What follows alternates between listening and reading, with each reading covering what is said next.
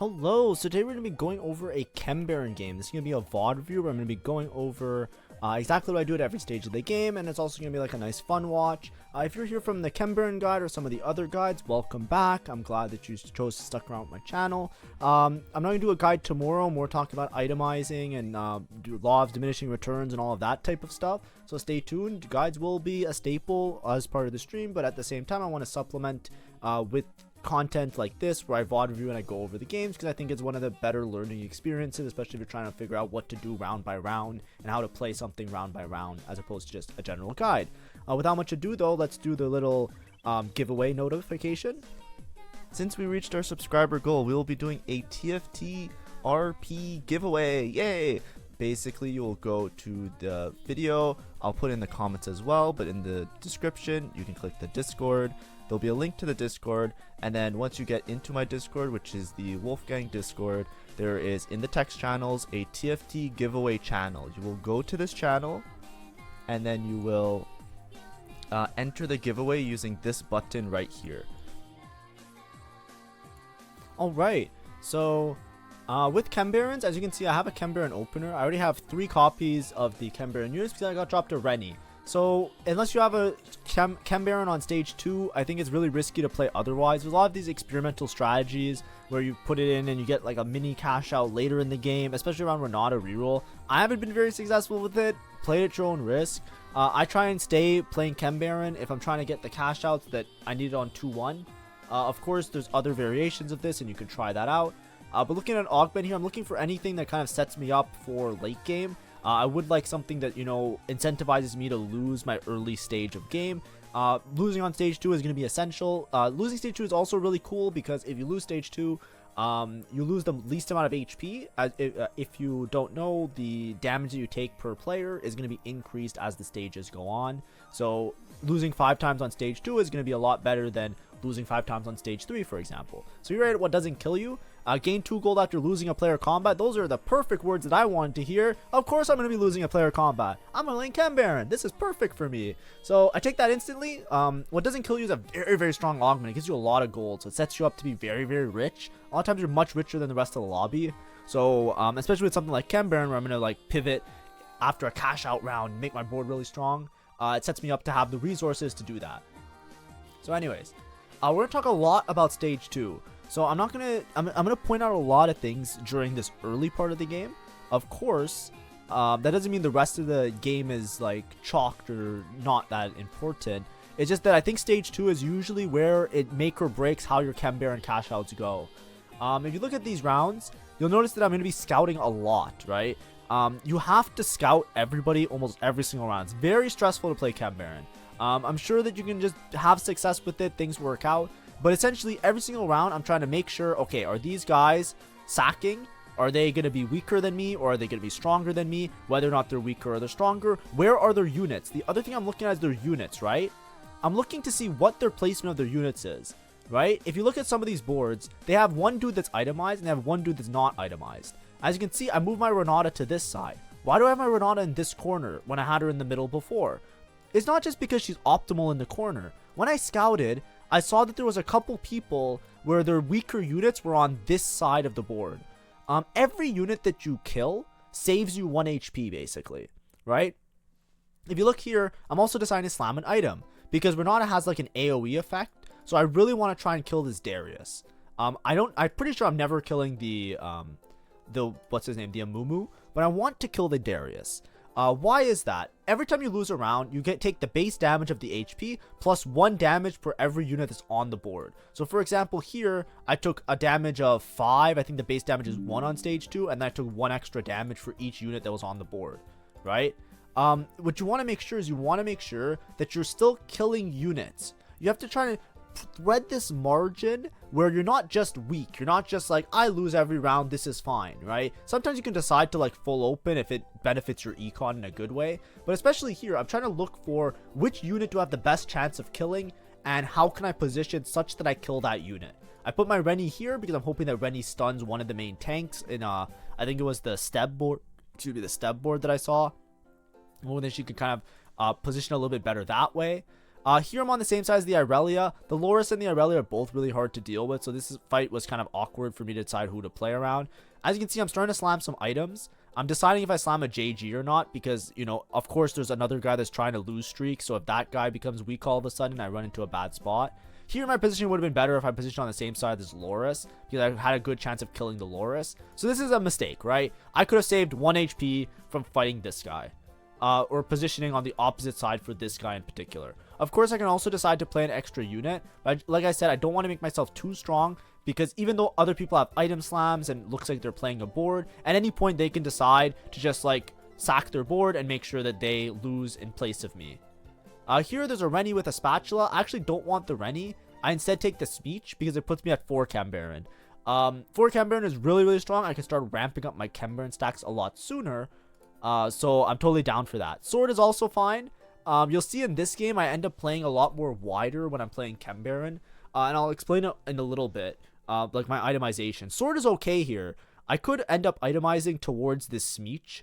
Just in case I get a Khem-Baron cash out that isn't particularly great. Now, if you want to know a whole how-to guide with Khem-Barons and like game plan and all of that type of stuff, I put it at the top of this video in the top right. I had my popular Khem-Baron guide that kind of helped my channel grow quite a bit these last couple days.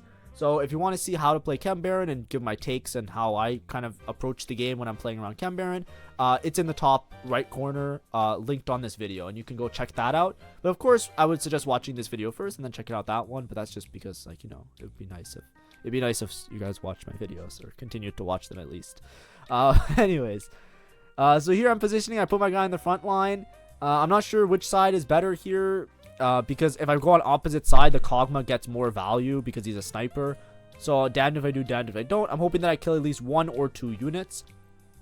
Renata also has like a bit of AoE. It worked out pretty poorly that my front line died right in time for this guy to walk up, because I could have maybe killed the 2 units this round.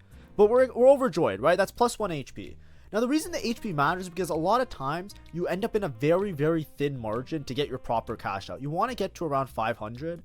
500 is basically like, it's not guaranteed first because people can really high roll, especially there's a lot of options. Like somebody just finds a Victor, you might just lose anyways, even with the 500 cash out.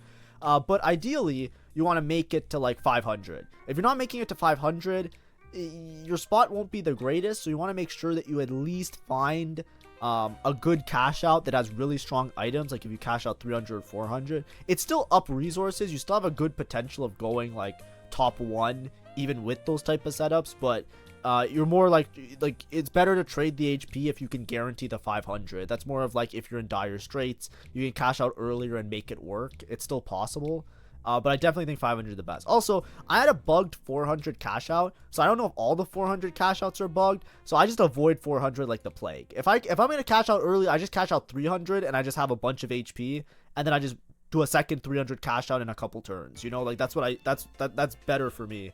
Because I just avoid 400 now. Because it was a bug cash I didn't get. I was supposed to get a copy of Savika with my items. And I just didn't get the Savika.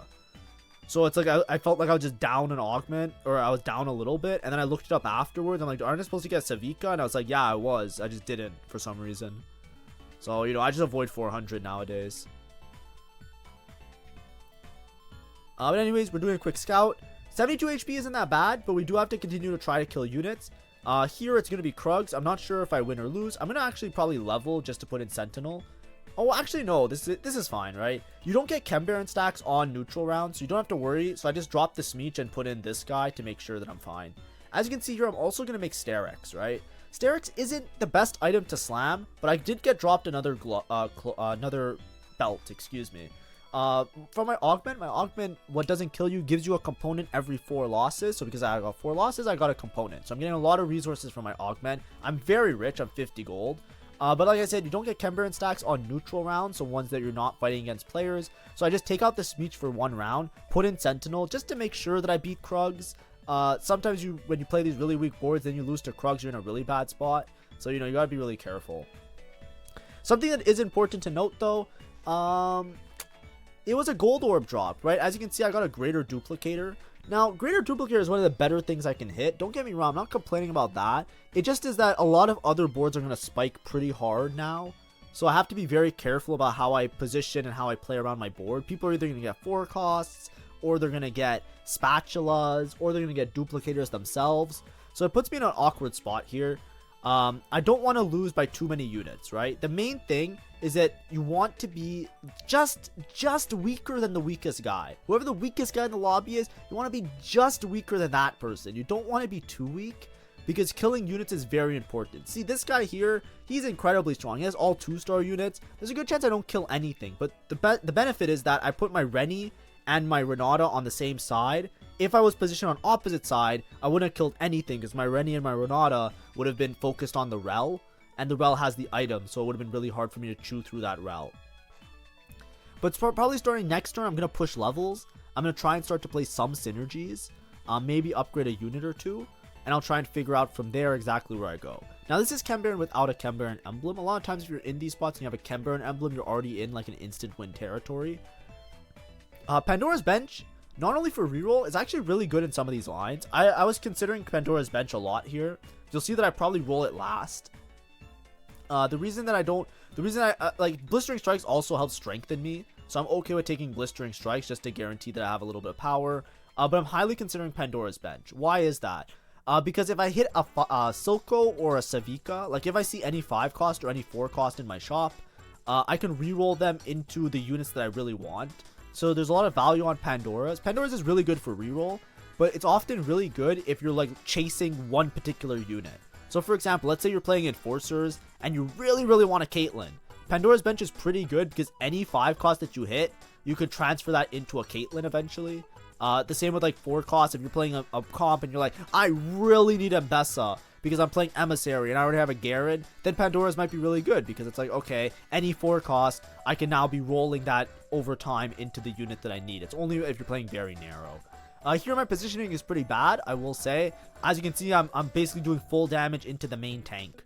If I position a little bit better, maybe I would have killed this or killed this.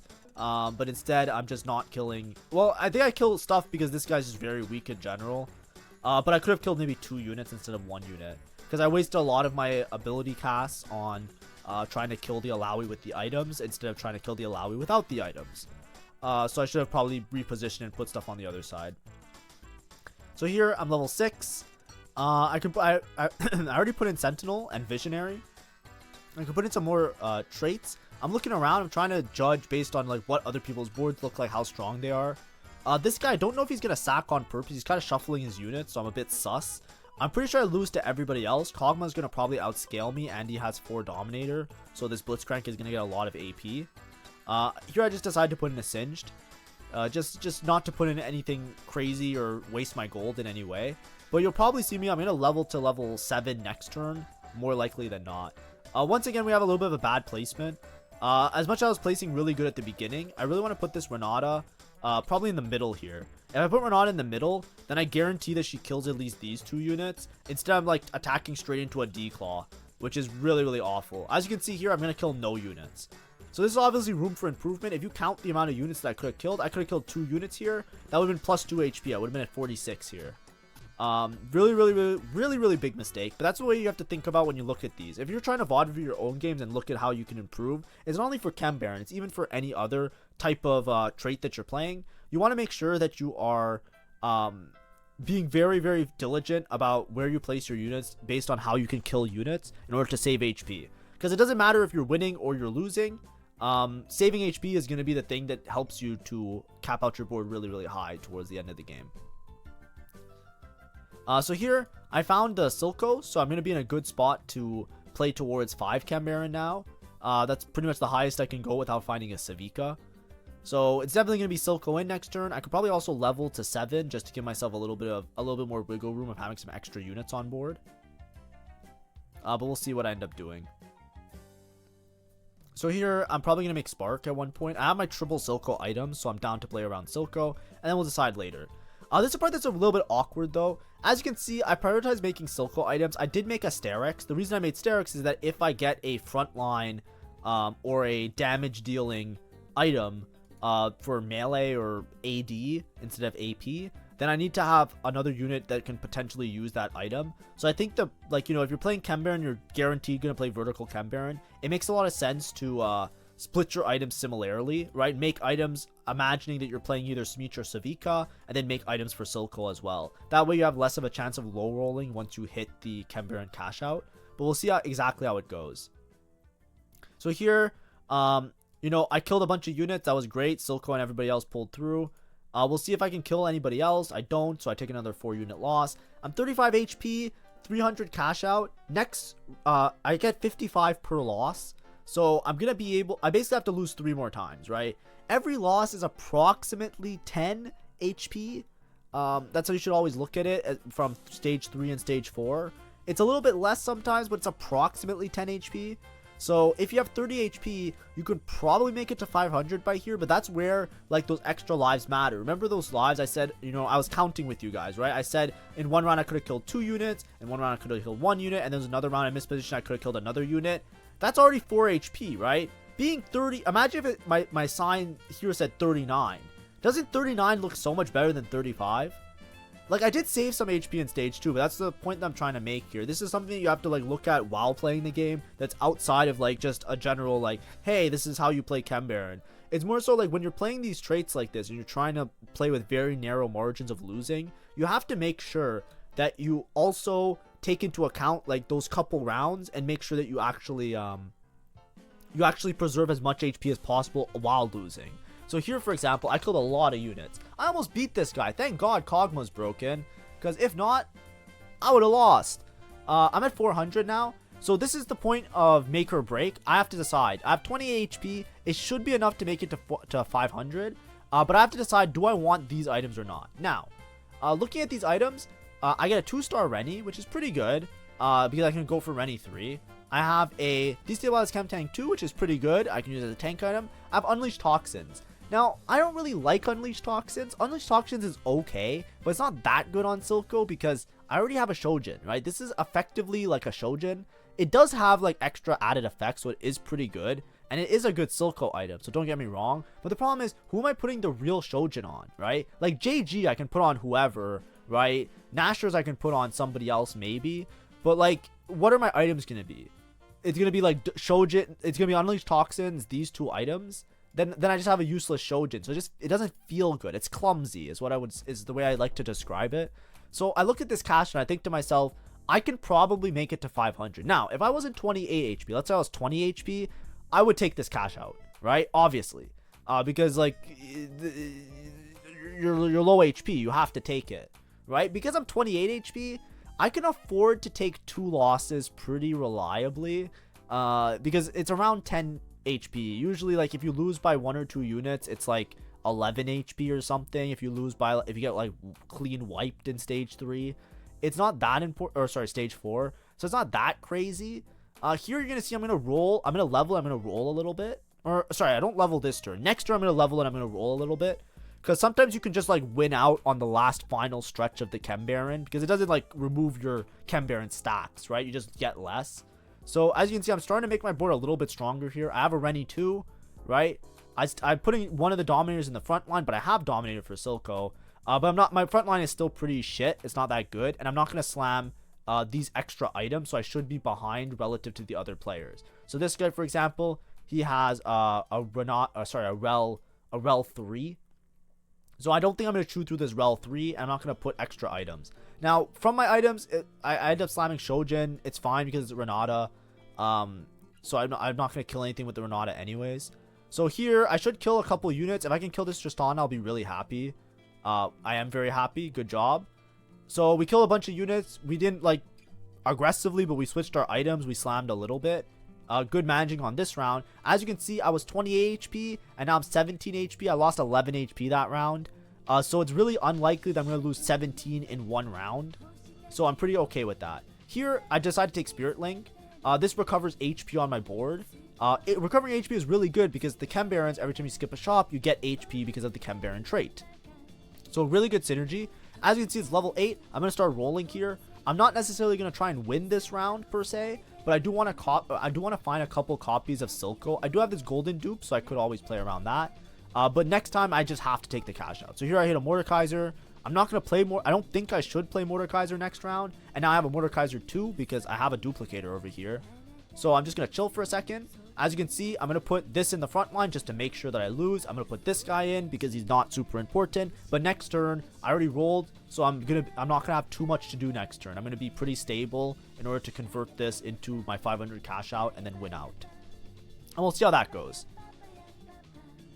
Oh, anyways, hopefully this was informative. I know it's like very knowledge dump. We are just watching a game. So these are like the VOD reviews. I'm trying to point out as many things I can along the way. Like I said, the more condensed guide content is going to appear after, but this is more like the chill, hey, let's just watch a game and figure out exactly what's going wrong. As you can see here, I lost by 3 units. I lose 11 HP. Just like last turn, and I'm 6 HP, right? This game would have been very different, mind you. Remember, like in stage 2, I killed like 1 unit, I killed 1 unit. Remember I was counting all the units that I killed? This is why, right? I basically can convert this game into a win now based on 6 HP. If you don't have that 6 HP, like if you're full open, or you don't slam items early enough, or you don't kill enough units during different stages of the game, you're really, really, really weak, right? If I didn't transfer items to Silco last round, and I lost by 2 more units, or I don't have items on Silco this round, and I lose by 2 more units, right? This is very, very thin margins, right? Of course, it comes down to how other people are optimizing their boards, right? If everybody is playing a really weak board, inherently you're going to take less damage. That often happens, you know, if people don't know how to optimize their boards, or they're just a little bit confused in general. But anyways, this is where things get broken. I get perfected item. I'm really happy with the perfected item that I got. This is one of the best items I could hit. But either way, because I was playing already towards this line, you can see that I have Savika items, right?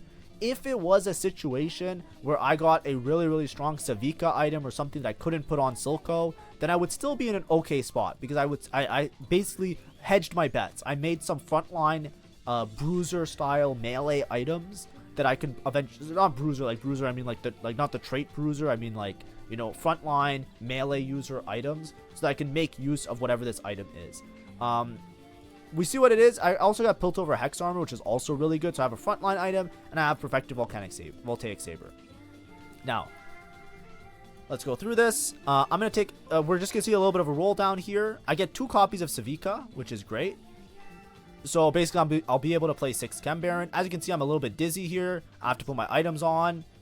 This is the part where, you know, obviously it's always going to be stressful. You can often lose the game because of rounds like this. Like, look, I don't know what's going on, because I'm like, why isn't my unit going on the board? But I put in Mordekaiser. I don't use my duplicator, which is really bad. I wanted to make Mordekaiser 2 here for sure, because Mordekaiser, even though he's not Khem-Baron, is going to be really, really strong. Perfected item, I should be stable enough, but for example, if this guy had some kind of crazy board, if he had like Zoe 2, Alawi 2, there might have been a chance that I lose it just because I didn't do my board fast enough, right? My bench was too full, so I got really confused. Like I was trying to move around that Ziggs, I wasted a lot of time. But either way, perfected item, it's like a clean wipe. Like even if he had Zoe 2, Alawi 2, often you still win these rounds because it's just so much value. So as you can see, I put all my items on this guy.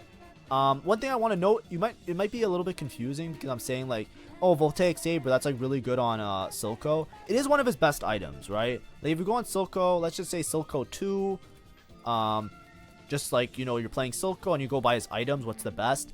The best item is Perfected Virulent Virus. Basically, after dealing ability damage, enemies affected take 45% damage over 3 seconds, and then infected enemies with affected bonus that they deal less damage. When they die, they join your side. This one's really, really busted. It gives attack speed and AP. Those are 2 things that Silco really, really wants because he's a dominator. Having attack speed on Silco makes it so that he casts a bunch of times, and the more he casts, the more AP that he gains, and then it just stockpiles because of his dominator trait. The next best one is this one. If you look at it, it says this is recommended users Savika and Speech. Perfected Voltaic Saber. Isn't that the one that I have? It's crazy. It gives AD, it gives AP, it gives Omnifam. Every 4 instances of damage send jolts towards the 3 lowest enemies, dealing 300 physical damage. Every time the holder fires a bolt, they gain 20% attack speed. So this gives Silco what he really wants, which is a bunch of attack speed. But why is it so good on Silco? The reason it's so good on Silco is because Silco's little monstrosities that he summons proc as instances of damages. So you get these jolts that go off so many times and basically just like kill everybody repeatedly, dealing an insane amount of physical damage. It is very, very, very strong. Even though it doesn't say it's a Silco item, it is basically one of the best Silco items you can hit. So it's very, very, very, very, very important to know that. So I'm really, really happy about that. Don't put on Savika, always put on Silco. Just make sure of that. And you'll watch these fights, right? So now This was my transition turn. I didn't show it, but basically I just rolled down as much as I could. I found Silco 2, and then I used my dupe on Mordekaiser. Eventually, because I have a frontline Khem-Baron item, I'm holding on to extra copies of Rennie because I will eventually make a Rennie 3. Sterix is also fine on Rennie. Rennie has a lot of AD scaling, so Sterix is like an HP and AD item. See, like she does physical damage as well if you read her tooltip, so it's okay to do that, right? It's totally fine. Here, I just take this protective shielding. You just gain a max health shield. So it makes my Rennie a Giga Tank, especially with the Hextech armor. This is a really, really good synergy. So I don't want to roll for another item or another anomaly because my Silco does enough damage, right? I don't really need anything else on Silco because he's already killing the whole board instantly. I could technically roll for like a Mordekaiser anomaly if I really wanted to, but I just roll for Rennie because it's like the only way I lose this fight is if my frontline dies and my Silco gets like cheesed by some bullshit and he doesn't get his damage off, right? So I see something it's really good frontline. It's a really good frontline thing to put on. As you can see, I'm just playing 6 Khem-Baron. I put in a bruiser because Rennie is a bruiser and she's my main tank, so I just have the synergy for the frontline. And then I found a good dominator, right, in Mordekaiser. If I didn't have a Mordekaiser, I'd probably play Mundo just as another tank unit, but this Mordekaiser does an insane amount of damage. It's great. So life's good. We're just gonna go level 9. We're gonna try on level 9, try and fit in an extra unit. The best unit that I can find is any 6 cost now to cap out the board. I'm gonna point out during a fight, you'll see the Voltaic Saber. I'll try and point out the Voltaic Saber proccing and how much damage it's doing. But it's just insane. So obviously, all I want now is for people not to high roll that hard. So I'm gonna spend my time making sure that other people aren't winning the game without me noticing. But this is basically just like, you know, Khem-Baron 101. There's pretty much no board that can beat me because of how strong the perfected item is. Of course, it is a very thin margin, right? If you look at this game, I had Khem-Baron on 2-1. I was 4 Khem-Baron after Carousel on stage 2. And I barely made it to 500 with 6 HP. Now, of course, you can credit me as like, or you can discredit me and say like, you know, that's because you played bad. That's because of this, whatever. I understand. But I'm just saying, like, in a lot of Khem-Baron games, you know, you can't only look at the games that you go first. You have to also take into account, like, the games that you go bot for, right? Look at both of them, and you'll see that it's, like, it's not, on average, it's pretty weak, right? If I didn't get the Voltaic Saber and I got, like, something else, the perfect items are all really good, but, like, some of them are a little bit awkward to play around. Like, for example, like, perfected Flesh Ripper, for example. If I get perfected Flesh Ripper, then my perfected item is dedicated towards a Savika. And if my cash out isn't the one that gives me multiple copies of Savika, I might never be stable because my Savika might just not have enough sustain as a 1-cost unit or a 1-star unit in order to like actually make use of Flesh Ripper. Basically with Silco, there's 3 items that can be really good on him. Virulent Virus, Voltaic Saber, and the other thing. As you can see, do you see these lightning bolts? Do you see this shit? I'll point it out next fight as well. Look at Silco and look at the lightning bolts. It's fucking comedy. It deletes the board instantly. I leveled to 9 here just to like fit an extra little bit of synergy because I found a Jace. But if you watch this shit, it is comedy. Like, I know it's an AD item. It does physical damage. It does not matter. This shit absolutely deletes everybody. Anyways, here I do save Shimmer. The reason I'm saving Shimmer is because with Vertical Khem-Baron, it gives everybody HP. So it makes all my frontline very, very tanky. You could drop out of the Khem-Barons, but if you are already at a high cash out, it gives you an insane amount of HP. You can think of it right now as everybody in my frontline, minus the Mordekaiser, has an extra Warmogs on them, right? Think about a Prismatic Augment, right? There's Prismatic Augments where it's like, if you place 2 buddies next to each other, they gain 220 HP. Well, guess what? My whole board has 400 HP. Right? It's like I'm up a Prismatic, so it's always worth it to play Vertical Khem-Baron. The only time you don't play Vertical Khem-Baron is if you like cash out like a 300, for example. Right? You can cash out 300 and just play something else, right? But if you look at it, all these lightning bolts, this is the Voltaic Saber, right? You see the red lightning bolts? He's absolutely wrecking everybody because basically every 3 instances of damage, which works out, every 4 instances of damage, which works out because of the monstrosities, he's just constantly doing damage. He's just like, literally like every second he's doing like 1,000 damage of like Voltaic Saber damage. So all we care about is Silco casting and just like dropping bombs on everybody. It's crazy. So good on him. As opposed to putting on like a Savika or somebody else.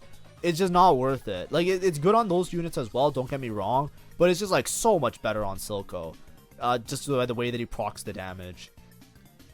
It's really, really good on Savika if Savika rolls Flamethrower, because it follows the same principle. The Flamethrower is like dot damage, it does multiple instances of damage, so it like ticks up the Voltaic Saber massively, and then it goes nuts.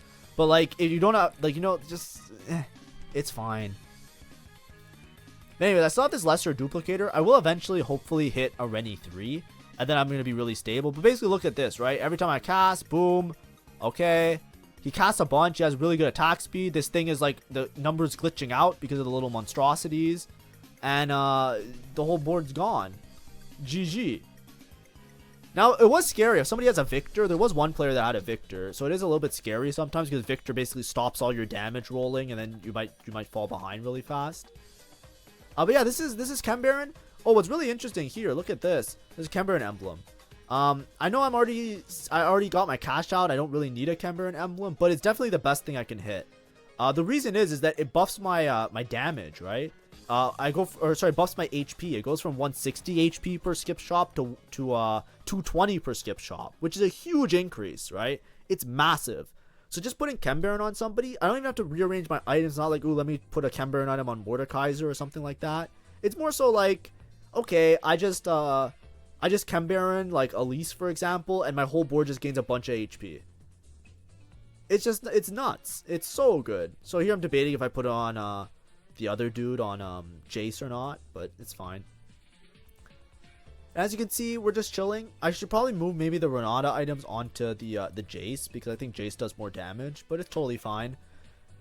The only person that can maybe beat me is if somebody has like some sort of Exodia condition, similar to like the Tristana player. If it scales too hard and I just like take Tristana burst damage because it like has like an AoE, like the ball bounces to another unit. So that's a little bit scary, but other than that, it should be smooth sailing from here. This game does have a twist at the end, which will be really exciting. So if you think that the video is over, just pay attention and you'll see. Anyways, look at this fucking lightning bolt. Holy shit. It's crazy. But yeah. But hopefully, like, me talking about my early to mid game kind of explains how you get to this spot. I think some people, you can very easily hit 500. It's definitely broken if you hit 500. Khem-Baron is very, very mid if you don't hit 500, in my opinion. Especially if your 400 cash out isn't, like, game winning or isn't very good. Like, you know, if you have a 400 cash out and your 400 cash out is Virulent Virus, like, that's really good. Or if it's, like, Piltover Hex Armor or, like, one of the good ones, it's, like, it's very, very strong. But if you cash out and you have, like, a tank item and a Flesh Ripper, like, you're not winning with 400. You're still dead. So it's just not good. But 500 no matter what. I think only Flesh Ripper is bad with 500, but maybe they buffed it a little bit, so maybe it's good now. But we'll see. It's just hard to play around with Flesh Ripper, because you basically have to put it on Smeech. Flesh Ripper has like an Edge of Night property, so you don't want to put it on Rennie, because then you just lose your main tank. So that's pretty bad. Like, that's what pretty feels bad.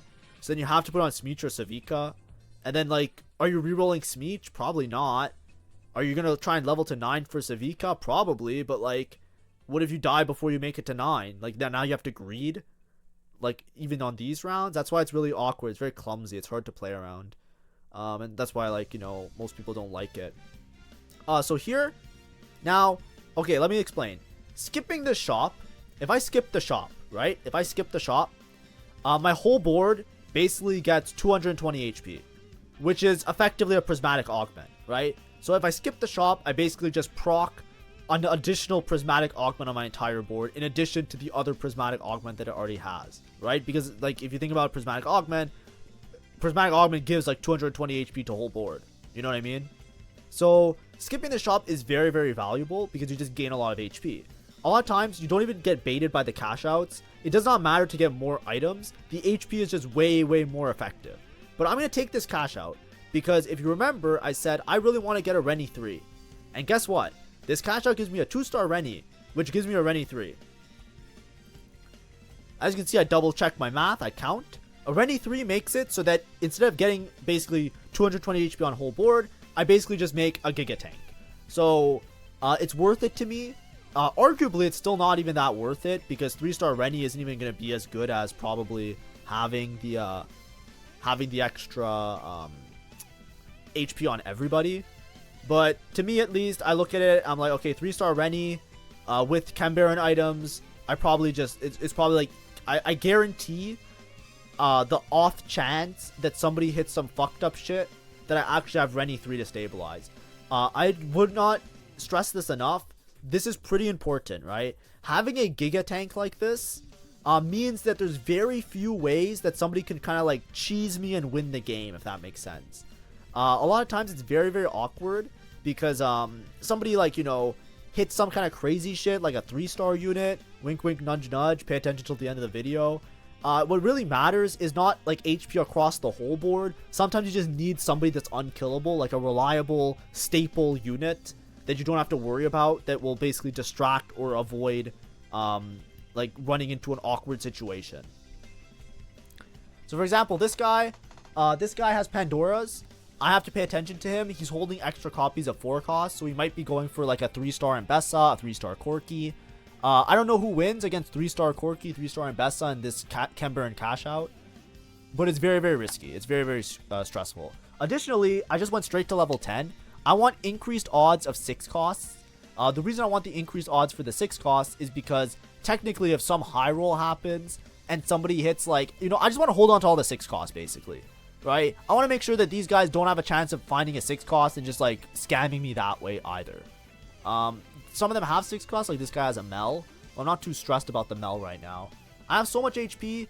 I played a Warwick. As you can see, there's a Warwick on my board. Because, you know, for funsies. I could also Khem-Baron Warwick and put Khem-Baron items on it, which might be really, really funny and interesting. But I don't really feel like science experimenting right now. I want to save my removers in case I need to put items on somebody else. Like I noticed something. I want to have that flexibility. But as you can see, just delete the whole board. It is like, you know, I understand if you're in the lobby and somebody's Khem-Baron, it feels really bad. It feels really bad for me too sometimes. But I'm not too upset generally when I look at Khem-Baron like this, because you need to have a good spot for it, right? And the spots that people play it in, it's not often that you have a spot like this, in my opinion at least. Like, you know, the amount of times I lose to Khem-Baron is definitely less than I lose to Victor, right? I think every single game I lose a placement to somebody high rolling a Victor. But Khem-Baron games are like 1 in every 10, so it's like still kind of tolerable to me. I don't know if you're somebody who just forces Khem-Baron every game and like is gaining a bunch of elo, but I definitely feel like that's not the case most of the time. I feel like it's definitely like you have to have a good spot for it on stage 2, or else, and you have to have the ability to preserve HP, or else you just never hit 500 and you don't end up in this type of situation that I'm in. I also high rolled this Mordekaiser, which helps on my damage. Look, even with the Khem-Baron cash out, Mordekaiser is doing as much, if not more damage than my Silco. I just want to point that out. That's why, like, these boards, you still need a board, right? If I didn't have Mordekaiser, the fights would last twice as long, basically, is the way you can look at it. So if the boards are lasting twice as long... Also, this guy, I scouted him like 2 turns ago, and he didn't have Mbessa. And now, all of a sudden, he hits Mbessa 3. He was 1 off. So now what do I do? All of that, and I'm going to lose to Mbessa 3. Like, what the fuck is this? I see an Mbessa in my thing. I put them in my team planner because I was all prepared to roll down. That guy had like 0 gold. I don't know what happened. Like, I think his Pandora's rolled into like 2 Mbessas the turn prior, but I didn't scout him. So anyways, I'm rolling. I'm trying to find something. I'm trying to maybe see at a Silco randomly. I don't know. But yeah, GG, I guess. Like, just scammed by Mbessa. But one thing to know is that Mbessa is pretty much like one of the worst 4 costs. A lot of the time, she's pretty bad as a 3-star. Because she's kind of too slow with the damage. So we'll see how this goes. You know, it's looking pretty good for me though. And funny enough, this is why I always suggest, like, you know, make sure you have insurance. Unkillable Rennie to the rescue. Unkillable Rennie to the rescue, and you know, we still get the first, which is so funny. I think that's like a cinema ending to the game. I found it really funny when I was playing it.